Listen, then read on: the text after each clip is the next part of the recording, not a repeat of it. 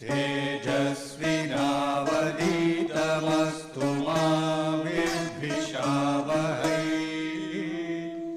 ॐ शान्ति शान्ति शान्तिः।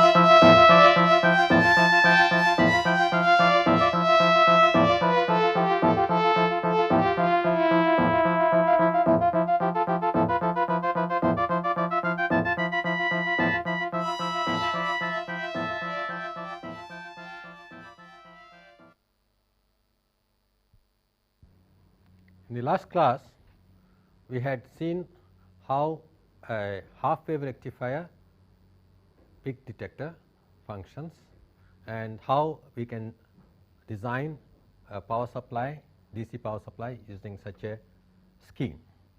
Let us see how this half wave rectifier or peak detector can be converted to a full wave by using a center tap transformer. This we had mentioned earlier itself. If I use a center tap transformer, when this voltage goes positive and this induces similar voltage here, this diode conducts and pumps charge into the capacitor in this direction, develops a voltage V naught in this fashion. When we have the voltage changing polarity here, this is minus, this is plus, this becomes minus, this plus. At that point of time, this diode is not conducting, and we would like to have another diode put here, so that it is going to pump current in the same direction, so as to replenish the charge that is now lost. Now, charge is going to be lost now only during T by 2 period, as you can readily see, as against T that was happening earlier with our half wave rectifier scheme. In the case of half wave rectifier, this portion of the waveform is remote, and therefore, if the charge that is lost by the capacitor is to be replenished, it has to be done after the next positive cycle appears, and therefore, the capacitor which is going to discharge will keep on discharging up to this point. So, the peak to peak ripple is going to be greater in the half wave rectifier situation than in the current situation, where I am now going to make another diode conduct. This diode is going to conduct when this is minus plus minus plus. Therefore, it is going to replenish the charge that is already lost by the capacitor during lesser time than earlier. So, the capacitor is going to discharge now in the following fashion. It is going to charge, again discharge, charge, discharge. So, earlier it had to wait up to time t, now it has to wait only up to t by 2. So, if the discharge rate is assumed to be linear, very low, because we have chosen the capacitor to be very large, if this discharge rate is very low, then we can see that the Vp into Vp is the voltage here, let us say, and n is to 1. So, this will become Vp by n sin omega t, and this also is Vp by n sin omega t, center tap transformer. So, this becomes Vp by n to 1 minus T by Rc. This is the rate at which it is going to discharge, and the time taken T for it to discharge and then start recharging is going to be approximately equal to T by 2, not exactly equal to T by 2, it is going to be approximately equal to T by 2 this time. So, we can say that the peak to peak ripple in this case of the full wave rectifier is going to get reduced, okay, by a certain extent, that is Vp divided by n. So, this is going to be Vp by n into T by 2rc. So, compare this with the result that we got earlier. These expressions remain the same except for this factor of 2 here. So, it is reduced by a factor of half. So,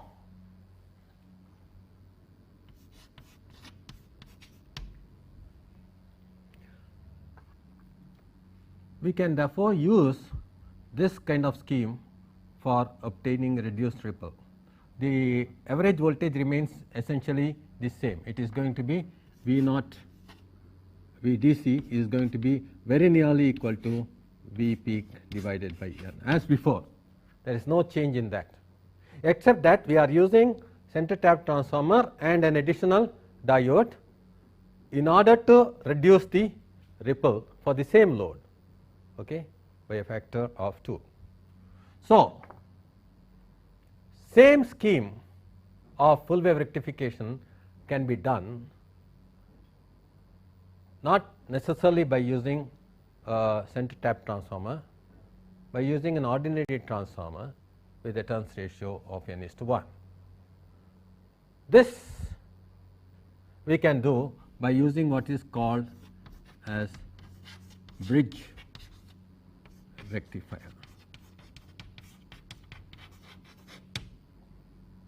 or we will call this or peak detector.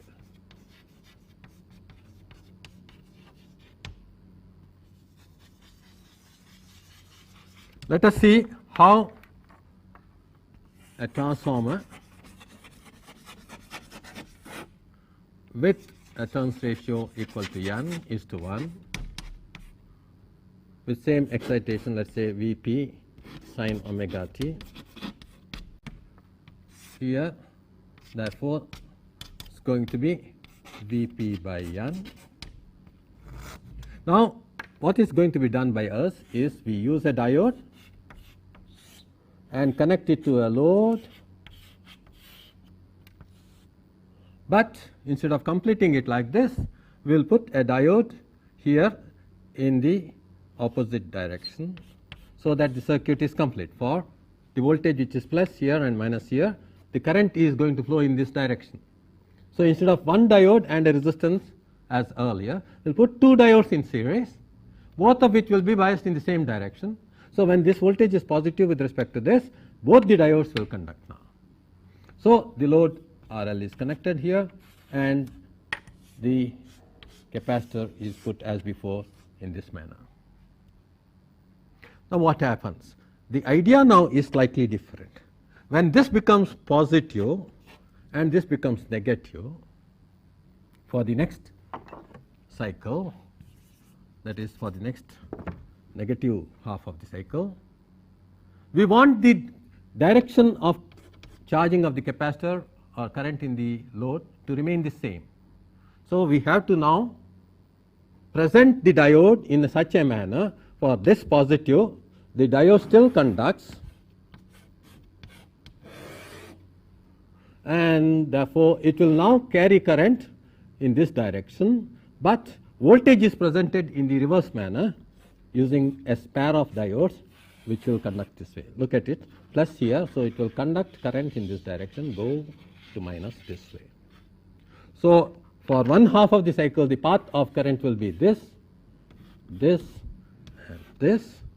For the other half, okay, the current path is going to be this, and here it is going to be same, and current is going to flow in this direction this way.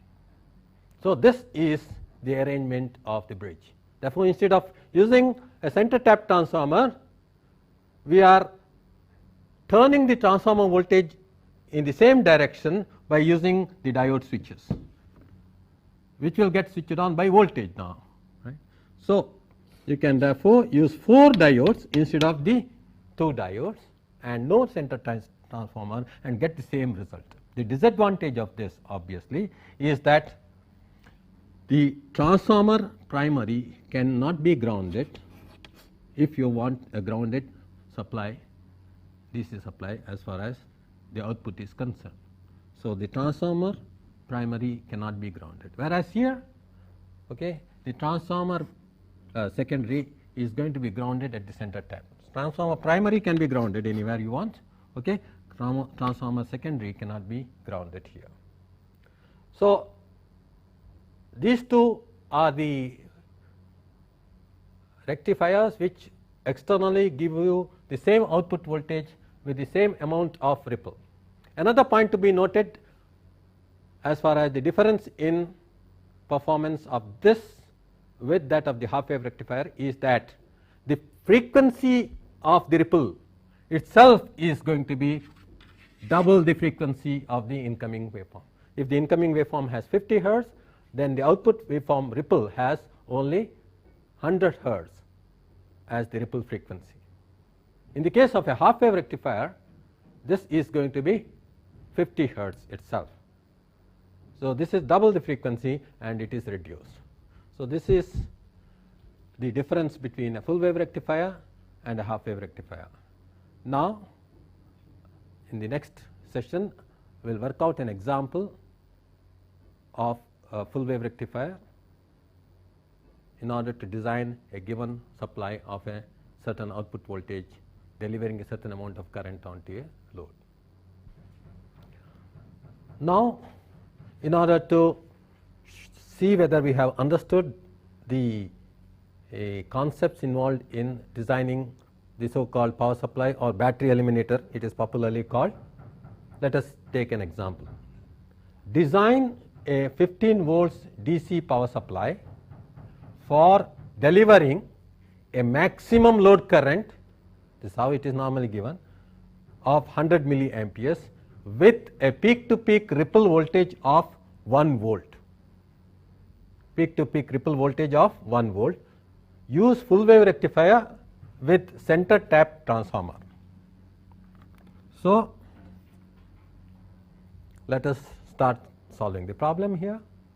This is the circuit arrangement that we have to design, a center tap transformer with a turns ratio n:1 as before, with 2 diodes connected to RL and C. It is required that we should develop a 15 volt supply here, which means that the voltage here should be 15 sin omega t, so that this peak detector gets charged to 15 volts. Whether it is full wave or half wave, it hardly matters in this aspect. So, this is going to be 15 sin omega t. This is 220 volts RMS, which means 220 volts root 2 sin omega t. So, we have here 220 volts root 2 divided by 15 as the turns ratio. 220 volts root 2 divided by n is the secondary peak voltage, and that should be made equal to 15. In our design, therefore, n comes out as 220 root 2 divided by 15, which is 20.74. So, we have solved one part of the design. That means we have to use a center tap transformer with the turns ratio of 20.74:1, 20.74:1. So, this is the aspect of the transformer that is taken care of. Let us now go to the other aspect. We have been told that the peak to peak ripple should be maintained at 1 volt. So, this is 1 volt, and we know that peak to peak ripple in the case of a full wave rectifier, which we have already worked out, is Vp divided by RLC into T by 2. Vp is the peak voltage, which is 15 volts. Vp by RL is the maximum current, that is DC current, that is likely to flow. In this particular problem, it has been given that maximum load current is 100 milliamperes with a supply of 15 volts, which means RL is such that Vp by RL takes on a maximum value of 100 milliamperes. So, 100 into 10 to the power minus 3 amperes.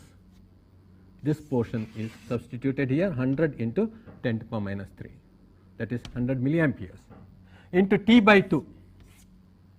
T is 20 milliseconds, we know 50 hertz means 20 milliseconds, T by 2 is 10 milliseconds, and C should be put in such a manner that this value is 1 volt. So, V p by R L is 100 milliamperes, T by 2 is 10 milliseconds, divided by C should become equal to 1 volt. So, from which we get the value of C as 1000 microfarad. So, these are available, these capacitors are available, but big in size, and we should know the rating of voltage rating of these capacitors. Rating voltage for the capacitor should be anything greater than 15 volts, because it has to sustain only 15 volts across it. Any voltage greater than 15 volts can serve our purpose. Now, diode ratings, this is another important thing. We are using capacitors, diodes and transformers. So, diode ratings, in the diode there is a rating called peak inverse voltage rating. I told you that a rectifier diode breaks down at a certain voltage. Okay. So, this peak inverse voltage rating in this case should be greater than 30 volts, because you see here this voltage can at most become equal to 15 volts, okay, in this direction as well as in the opposite direction, but this voltage remains at all times at 15 volts. So, when this becomes minus here and plus here, total of reverse bias of 30 volts it has to sustain, either this or this.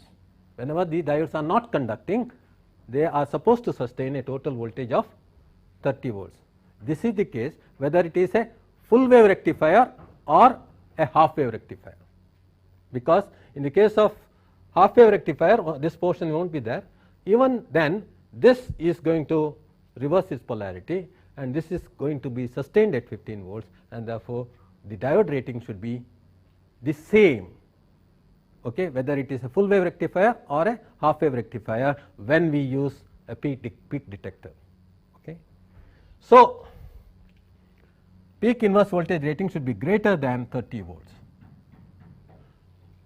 Next rating is very important, diode current rating, because most of these diodes, okay, and this same current is likely to flow in the transformer also. Okay. So, the transformer also carries this DC current. Let us see how this capacitor is getting charged through the diode whenever it is getting connected to the capacitor, right. So, let us see, this waveform Vp is getting reduced linearly in the following manner: Vp into 1 minus T by CRL, that is the way it is falling, Vp into 1 minus T by RLC. At this point, where it is very nearly equal to T by 2, the value of this is given approximately by this, that we have noted there earlier while finding out the peak to peak ripple. So, we know this value. So, this value is known. At that particular point, please remember that the diode is conducting. So, the diode is conducting, capacitor is getting charged, and the diode is also delivering the required DC current now, okay, to the load. So, we have the DC current which we will call as IL, which is the DC current, and the capacitor current which we will call as this, if this voltage is V at any instant of time, the voltage, the current through the capacitor is C dV by dt. You know this relationship, where the capacitor value is C, the voltage across the capacitor being V, the current through the capacitor is C dV by dt. So, the average, the instantaneous value of current is going to be the DC current, which is actually speaking varying also slightly, it is V by RL, and since V is very nearly equal to Vp, we can assume it to be constant. So, this is going to be very nearly equal to Vp by Rn. Whereas dV by dt keeps changing. You can look at this. dV by dt is highest at this point and keeps on reducing to 0 as you go by. So, the charging current of the capacitor starts with the peak value at this point and comes to 0 the moment the voltage at the input becomes less than the voltage at the output. The diode gets disconnected and the discharge is going on like this very slowly, whereas the input voltage is falling faster. So, the moment that happens, the current in the diode has become equal to 0 because the capacitor is fully charged now. So, this is the process of charging of the capacitor. So, current is going to be flowing in this circuit, that is the diode circuit, whenever the capacitor is getting connected to the input and it is going from a maximum to 0. We would like to know what the average value of this current is. Assuming that this is somewhat triangular waveform, we can say that if we know the peak, since it is going to 0, the average is going to be peak divided by 2. Okay. That is the average current in the diode, we can assume. Now, that time interval for which the diode current is flowing, let us put it as delta t. It is made very small. Okay. So, you can imagine that the entire charge that is lost in the capacitor is replenished during this time interval, which is delta t. If the capacitor is made very large, then the discharge takes place very slowly and the charge that is lost is small, but time taken by the capacitor to replenish the charge is extremely small. So, you must have now large currents flowing in the circuit. That is why this current may become much greater than the DC current that is flowing in that. So, the diode might have to carry higher average current than the average current that is flowing in the load. So, let us investigate this. So, diode average current is going to be equal to the load current, which is almost nearly constant, plus the capacitor average current. Now, how do we determine the capacitor average current? We would like to make an approximation. We know that the charge that is lost by the capacitor is C into the voltage. So, the voltage that is lost by the capacitor is from Vp to Vp minus Vpt by 2RL C. So, this is the voltage that is lost, nothing but peak to peak ripple. So, C into peak to peak ripple is the charge that is lost, that has to be replenished within a time interval delta t with an average current IC average, whatever it is. So, we can get the value of IC average if we know delta t. We already know C, we already know Vpp ripple. So, IC average is C into Vpp ripple divided by delta t. Now, how do we know Vpp ripple as Vp into T by 2 CRL, okay? Vp into T by 2 CRL. How to find out delta t? This is also very simple if you can make approximations. This, if it is Vp and this time interval is delta t, the value here is nothing but Vp cos omega delta t. Delta t when it is 0, it is Vp itself, cos 0 is 1. So, this equation is that of a cosine waveform, cosine omega delta t, okay, this angle into Vp will give you this voltage. What is that voltage? Vp into 1 minus T by 2 CRL. So, we get this Vp getting cancelled,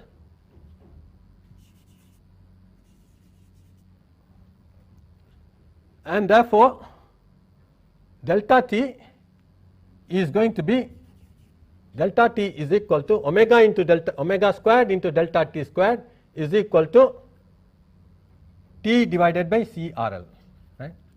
So, let us put down these things properly. Delta t into omega whole square that is going to be equal to divided by 2. This is equated to T by 2 CRL.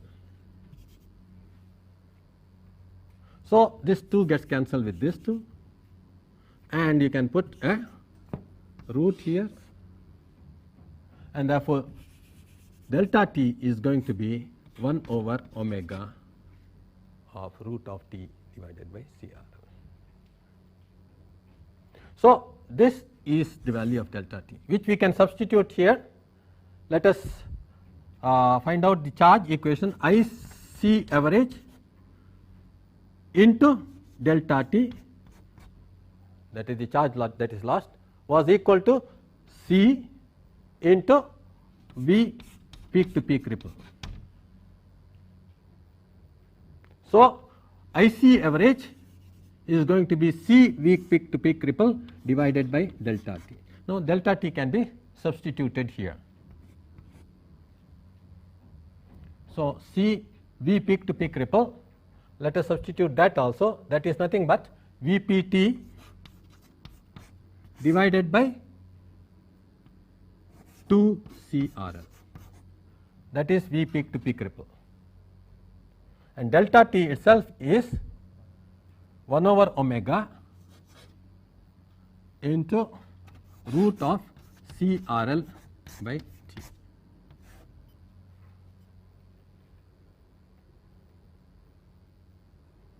So, C gets cancelled here,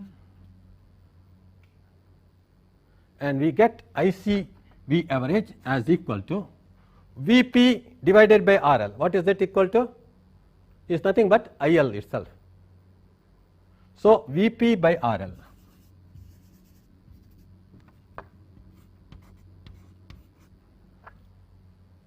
That into omega T. What is that? Omega is equal to 1 over T. So, omega T is equal to 1, right. In fact, sorry, omega is equal to 2 pi into F. F is equal to 1 over T. So, what? F is equal to 1 over T. So, we get here this getting cancelled. So, we get this as IL into pi root of CRL by T. Now, this gives you clearly the fact that if you want the ripple to be very small, you will make CRL very large compared to T. This is what we have made. Ripple has to be very small. So, T has to be made, that is CRL has to be made very large compared to T. That means, this factor is a huge factor. So, you can see here that the average IC average is going to be a huge factor into pi into IL. So, it is much greater than IL itself. So, this is a thing that you have to remember in designing a circuit like this. That means, what is going to be the current through the diode? Current through the diode now is going to be I diode average is going to be IL plus IC average.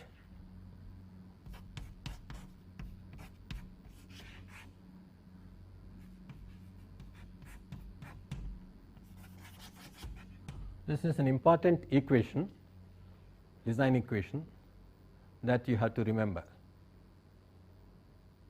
And in our case, IL is going to be 100 milliamperes. So, this is 100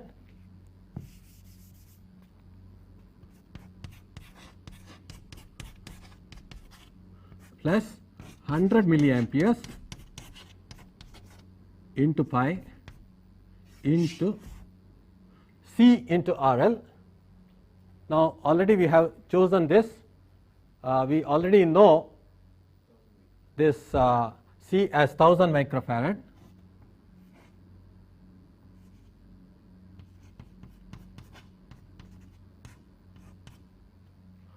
RL is nothing but 15 volts divided by 100 milliamperes, which is nothing but 15 volts divided by 100 milliamperes. I think I will redo this here so that it is not mixing with this, plus 100 milliamperes into pi into, in fact you can get CRL divided by T from this expression directly instead of, because we know peak to peak ripple is nothing but Vp into T by 2 to CRL. This is known to us. This is given as 1 volt. Okay. We want to know the value of CRL by T by CRL. So, we can just obtain this by this expression, that CRL by T therefore is equal to, directly from this information, is nothing but 1 volt, CRL by T goes there, Vp by 2, that is 7.5 volts divided by 1 volt, simply. Is this clear? Instead of substituting the calculated values, from the given values you can get directly obtain CRL by T in the following manner. Vp to peak ripple is given as Vp by 2 into T by CRL, that is given as equal to 1 volt. So, CRL by T is nothing but Vp by 2 divided by 1, 7.5. So, we have this here as 7.5. So, will somebody calculate this and tell me what this is? This factor of pi into root of 7.5, pi into root of 7.5 is the factor by which the load current is going to be multiplied. That is the excess current, average current that is going to flow through the diode as well as the transformer. So, please remember that this is much greater than the load current. So, continuing with our earlier discussion about the capacitive current, we have seen once again that Vp cos omega delta t, this is the time interval delta t, this is the cos waveform, is equal to Vp into 1 minus T by 2 CRL, this is the waveform. Okay. At this point the value is Vp into 1 minus T by 2. That can be approximated as cos theta is 1 minus theta squared by 2, this approximation you know. So, 1 minus omega delta t squared by 2, Vp getting cancelled, this is 1 minus T by 2 CRL. So, omega delta t squared is T by CRL. So, delta t is 1 over omega into root of T by CRL. So, IC average, the capacitive current, into delta t, the charge replenished, is equal to C into charge lost, C into Vp peak to peak ripple. So, this is equal to C into Vp by 2 into T by CRL. IC average therefore is equal to C by 2 Vp by CRL into T to 1 by delta T. So, if you substitute, these two get cancelled and omega into T is equal to 2 pi. So, this 2 gets cancelled. So, ultimately we see that IC average is Vp by RL, which is IL, into pi into root of CRL by T, that is what we got, and that factor for this problem comes out to be how much? 8.6 times IL. This is IC average, and I diode average is therefore equal to IL plus 8.6 times IL, or 9.6 times 100 milliamperes, or equal to 960 milliamperes. That is the average current that the capacitor, that is the diode, gets because of the additional charging current due to the capacitor. So, 960 milliamperes is the average repetitive current. This is going to happen whenever the diodes conduct repetitively after every t by 2 time interval. So, this is the repetitive current rating, please remember. Average current in the whole circuit is 100 milliamperes, right. So, this is the repetitive current, because it is going to be a pulsed average current. Now, if we assume that this delta t interval is very small and this is going to be dropping fairly linearly and this is a triangular waveform, then the peak current as I told you occurs at this point when the capacitor is just starting to charge. So, that peak current that is going to flow through the diode is going to be the IL, that is plus average is going to be 8.6 times IL. Therefore, the peak is going to be twice this. So, that it is going from peak to 0 here. So, the capacitive average current is going to be half of the peak. If you make that assumption, this is going to be 2 times 8.6 times IL.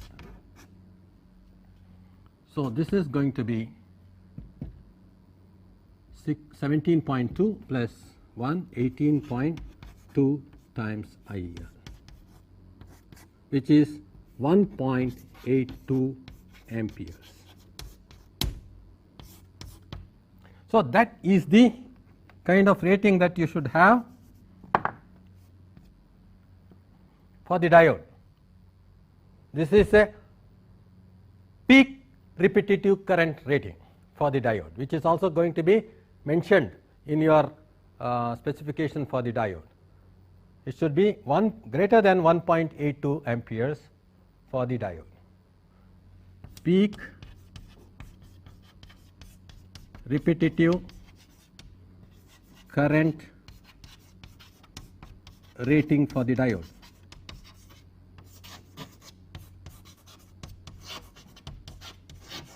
Should be greater than this value. The average current should be greater than about 1 ampere. This is for a load current of 100 milliamperes. So, these ratings are very important, and you can see that for a reasonable design where the ripple is going to be extremely small, all these approximations are perfectly valid, and therefore, for a design these equations can be taken, and therefore, you can come out with a very good design for a power supply that will work satisfactorily for you. Now, there are certain other points which I have to mention for completion's sake. There is what is called as a surge current rating. Whenever you connect these rectifiers, etc., since you are putting a capacitor there, there is what is going to be called a surge current rating. Let us say this is the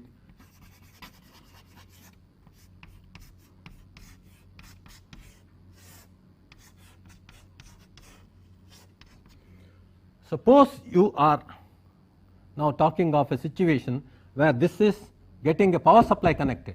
So, the voltage here is going to suddenly change to some value, maybe up to the peak value, which is 220 into root 2. At the time of switching on, the voltage can be any value, it can be 0 also, in which case the surge is not occurring, but you cannot switch on exactly at that point, we do not know. And therefore, this is what happens even when you switch on your ordinary switches in your home. The bulb suddenly gets fused only when you switch on. Sometimes it happens. Why? Because at the time of switching on, you might be having a voltage which is almost reaching the peak. If it is going through 0, there is no surge current, and therefore, this surge current now is caused by a sudden switching on of a voltage here, and that voltage can be anywhere up to the peak. Then that voltage will induce a voltage here which is going to peak divided by n there, and that voltage is going to be directly shorted by the capacitor, because for a sudden change in voltage all the current will flow through the capacitor. capacitor will act as a short circuit. So, there is no limitation of current here. It can only occur if the capacitor is non-ideal, if the diode is non-ideal, and if the transformer is non-ideal. This non-ideality saves your circuit, for that matter saves your diode. If the transformer is ideal, there is no resistance in the transformer. If the diode is ideal, then the capacitor is ideal. The surge current is going to be infinity. At t equal to 0, this is a short, this is an ideal transformer, and therefore, there is no resistance at all in this circuit. So, the voltage is suddenly changing across the capacitor, infinite current should flow. So, it is good that most of our capacitors are non-ideal, and there will be a series resistance associated with the capacitor. Please remember, apart from series resistance, there will be also a leakage resistance across. The leakage resistance does not save the thing, but the series resistance of the capacitor saves the diode. Not only that, the series resistance associated with the diode will also come. Then the series resistance associated with the transformer winding. So, all these resistances put together, let us say we call it RS. It will be including the series resistance of the transformer, the diode series resistance, and the capacitor series resistance. And therefore, whatever voltage to which surge occurs, let us say Vp by N divided by RS is the surge current rating, right, RS. RL does not come into picture at all, RL is this. So, this RS is what comes into picture, that will be the sort of current that will flow through the diode and the capacitor. So, the diode surge current rating should be such that it is higher than this. If we say that this is Vp by N is 15 volts in our case, maximum worst case. So, suddenly there may be a surge of 15 volts across the secondary. So, 15 volts divided by, let us say 1 ohms, even if it is 1 ohm, 15 ampere, right. If it is a good circuit, it may be 0.1 ohm, okay, and then you see 150 ampere is the rating, surge current rating. And this sometimes might be the culprit in spoiling the circuit. Okay, you do not have any apparent reason, but the circuit simply, the diode gets spoiled because of the fact that you have not bothered about surge current rating, and you have done a very good design, okay, wherein you have kept the transformer losses to the minimum and the transformer resistance is low, good diodes you have chosen, good capacitor you have put, all good for your performance there, right. If there is a series resistance in series with the capacitor, then the ripple will be further increased, because apart from the capacitive current which is C dV by dt, okay, there will be this voltage which is I into R, which is dropping across this. So, that current will also cause a voltage. So, this resistance has to be necessarily kept very small, okay, in order to reduce the ripple, and the transformer resistance is also going to be kept very low for good, okay, circuit design. Therefore, this surge current rating, please remember, must be borne in mind before finalizing the design of a power supply. Now, as far as the transformer is concerned, you should also remember that the transformer winding, okay, the copper winding that you have to have here will also depend upon the current rating, etc., that it is supposed to carry, right. So, this rating is going to be common for both diode as well as the secondary of the transformer. Because there is a turns ratio, the current up to which this has to work is going to be, sort of different from this in terms of the turns ratio, will lower, okay. The current here is, the voltage is lower on this side, and therefore current is higher, the current is lower and voltage is higher on this side. So, this completes our discussion about how to design a good battery eliminator or power supply using AC input, whatever it be. Now, for you to gain further experience in designing power supplies, we will give a problem for you to work out on similar lines that we have done in example, just the previous example. Design a power supply of 15 volts DC for delivering, now I am indicating the load in a different fashion, a maximum power of 1.5 watts. We know that it is 15 volts DC and power is 1.5 watts. So, you know the current 15 volts DC into I d L max corresponds to 1.5. Okay, you can conclude about the current. With 10% ripple, instead of saying peak to peak ripple of 1 volt, here I am giving the way ripple can be given, 10% ripple, 10% compared to the output voltage. That means 1.15 volts divided by 10, 1.5 volts peak to peak ripple. So, this is peak to peak. Whenever it is not mentioned, you must assume that it is peak to peak. Otherwise, ripple can also be indicated in terms of RMS value. Okay. Using a bridge rectifier now, instead of using the center tap transformer as we have done in the last design, I would like you to work out the same problem using a bridge rectifier. That means, instead of using center tap transformer, you will use an ordinary transformer with a turns ratio N corresponding to the same value as got in the earlier problem, because output voltage is same 15 volts. So, N remains the same, but there is no center tap here, but instead you will be using 4 diodes, okay, and obtaining the DC voltage. So, the turns ratio remains the same as the last class turns ratio. Now, as far as ripple is concerned, it is slightly different now.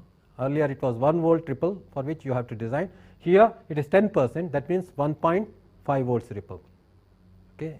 That means capacitor is going to be smaller, right, than the earlier situation. Bridge rectifier. Okay. So, please remember that this arrangement, you have to now give the specification for the diode, capacitor and the transformer, most of which we have already done, okay, and you have to go about doing it in a similar fashion as we have done. The peak repetitive ratings for the diode, all these things, okay, you have to recalculate based on the needs. So, in the next class we will discuss more about other applications of the diode.